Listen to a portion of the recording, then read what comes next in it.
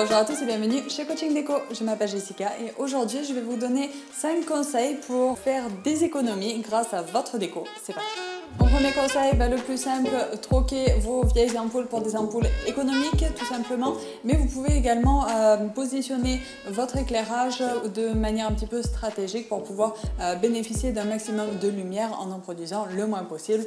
Comme par exemple avec une suspension dans un coin de mur qui descend jusqu'au sol avec un miroir dessous pour donner une impression de lumière alors que finalement il n'y a qu'une seule petite ampoule économique et ça éclaire quand même bien le coin. Bref, ça c'est juste un exemple, mais c'est vraiment pour vous donner un petit peu l'idée que j'essaie de vous transmettre. Et ce que vous pouvez faire également, si vous en avez les moyens, c'est tout simplement de placer une partie de votre éclairage sur un variateur et bien sûr de ne pas mettre tout votre éclairage sur le même interrupteur. Séparez-les, comme ça vous pouvez allumer uniquement l'éclairage dont vous avez besoin ou tout simplement un ensemble de petites lumières d'ambiance si c'est ce que vous souhaitez, plutôt que d'avoir tout le temps la grosse lumière allumée qui va consommer beaucoup plus que des petites lumières d'appoint. Le numéro 2, songez à la domotique. Alors oui, c'est vrai, ça peut paraître assez cher, mais si le calcul est bien fait, ça peut valoir le coup. Et franchement, c'est quand même un luxe d'avoir de la domotique chez soi, c'est assez agréable. Donc du coup, n'hésitez pas à vous plonger un petit peu dans les maths, ça peut être rentable, c'est pas forcément rentable, donc du coup voilà, il faut vraiment se poser la question, faire le calcul et voir si c'est le cas pour vous tout simplement.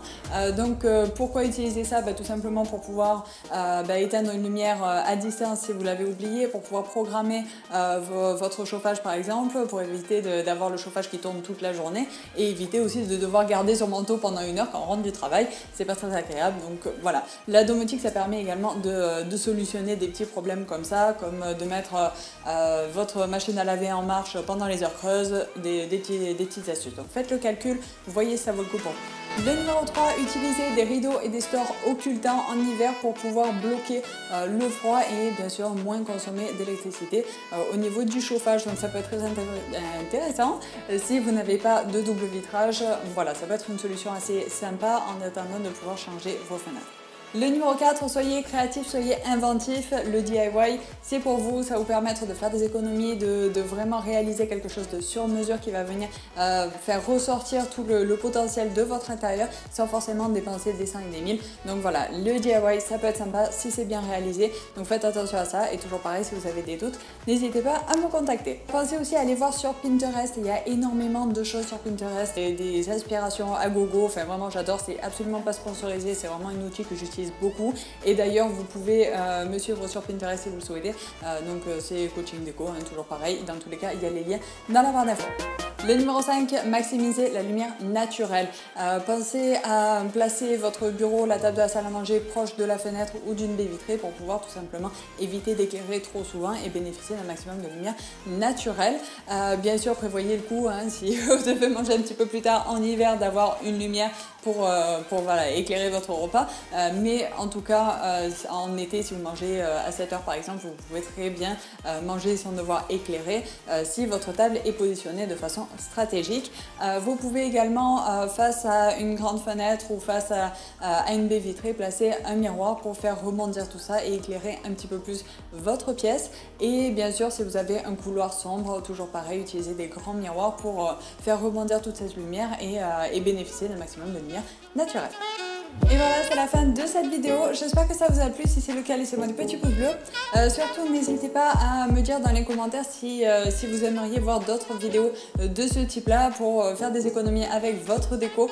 Des idées dans ce genre, j'en ai plein la tête et ce serait avec grand plaisir que je les partagerai avec vous. Donc n'hésitez pas à me dire tout ça dans les commentaires ou si tout simplement vous avez un sujet que vous aimeriez que je traite, ce serait avec grand plaisir. Si vous avez des questions aussi, n'hésitez pas, laissez-les-moi dans les commentaires ou contactez-moi sur le site. Donc c'est www.coachingdeco.org et je me ferai un plaisir de vous accompagner dans votre décoration. Sur le site également, vous avez plein de conseils et d'astuces en déco. N'hésitez pas à les voir et vous avez bien sûr des vidéos, des articles dans la partie blog, vous avez même un e-book où je vous explique un petit peu comment choisir le style idéal pour votre maison. Donc n'hésitez pas à aller le télécharger, c'est gratuit, vous me laissez simplement votre adresse mail, je vous l'envoie et il est à vous pour 0 €, donc n'hésitez pas, il est là, donc si vous voulez, vous savez où le trouver. Voilà, pensez à vous abonner si ce n'est pas encore fait et déclencher la petite sonnette pour être au courant de toutes les vidéos et vite devenir un as de la déco. Pensez à bien analyser avant de foncer tête baissée. Je vous dis à très vite pour une nouvelle vidéo. Bye bye.